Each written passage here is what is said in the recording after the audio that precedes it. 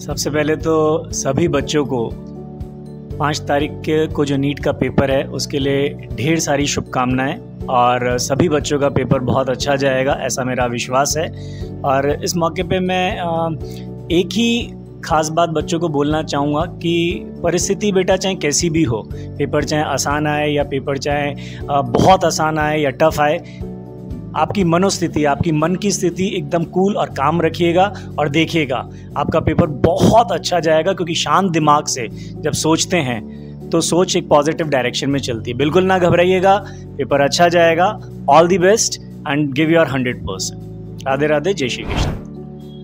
पहली चीज़ तो बच्चों मैं आप सबसे 3 बातें कहना चाहूँगा। सबसे पहली चीज़, मोटिवेशन लेवल को आपको हाई रखना है क्योंकि मोटिवेशन से ही सब कुछ होगा।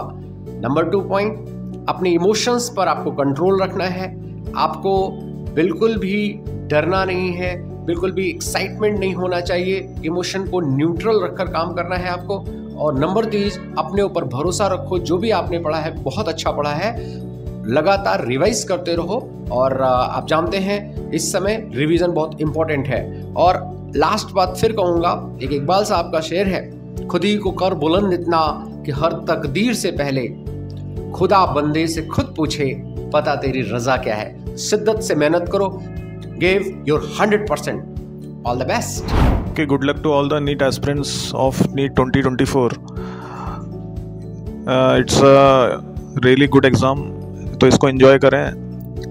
और ऑर्गेनिक केमिस्ट्री के नेम रिएक्शंस वाले क्वेश्चंस के लिए टिप ये है कि इजीली NCERT बेस्ड क्वेश्चंस रहेंगे, तो इजीली क्वेश्चन को अटेम्प्ट करें और enjoy करें इस मोमेंट को।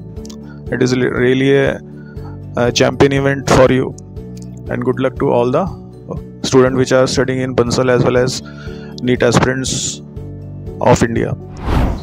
देखिए, मैं यही कहना चाहूँगा, बच्चों ने पूरे साल भर बहुत मेहनत से तैयारी करी है। अब जो टाइम आया है ये आत्म अवलोकन का टाइम है। बच्चों को अपना देखना है कैसे और मेरी थोड़ी सी कमियां हैं उनको मैं दूर कर पाऊँ। प्रैक्टिस तो वो कर चुका है, पढ़ बहुत चुका है, तो थोड़ा सा वो आत्मचिंतन करे और बहुत ही कूल माइंड होकर बहुत ही काम नेचर से एग्ज़ाम देना है, जैसे मैंने बार क्लास में डिस्कस किया है। और टाइम मैनेजमेंट बहुत इंपॉर्टेंट है। इतनी बुलंदी से एग्ज़ाम देना है कि सफलता आपके डेफिनेटली कदम चूमेगी। फर्स्टली मैं बच्चों को ये कहना चाहूँगी कि एग्ज़ाम देते वक्त एक एक क्वेश्चन ध्यान से पढ़े, सिली मिस्टेक के चांसेस जो होते हैं वो ना दें। और दूसरा मेन आप ये ध्यान रखिए, एग्ज़ाम में जो आपके टेस्ट पेपर अभी तक आपने दिए हैं उसमें फिजिक्स, केमिस्ट्री एंड बायो का जो पैटर्न आपने फॉलो किया है, जो ऑर्डर दिया है उसी में एग्ज़ाम में दे। ऐसा नहीं कि एग्ज़ाम में आप अपना ऑर्डर चेंज करने का ट्रायल करें। जो सिक्वेंस आपने एग्ज़ाम में फॉलो किया है वही फॉलो करें। And best of luck students. Hello dear students. So you all know NEET examination is close to us. So to always remember that self-belief and hard work will surely pay you success in life. You all had worked hard. Now it's time to believe in your abilities. All the best for the upcoming NEET examination on. का exam है बच्चों, आप लोगों ने साल भर बहुत अच्छे से मेहनत की है, तो खुद पे भरोसा रखना। और एग्जाम के अंदर एक बात का बिल्कुल ख्याल रखना कि टाइम मैनेजमेंट, जो प्लानिंग आपने की हुई है उसी के अकॉर्डिंग आप चल सको।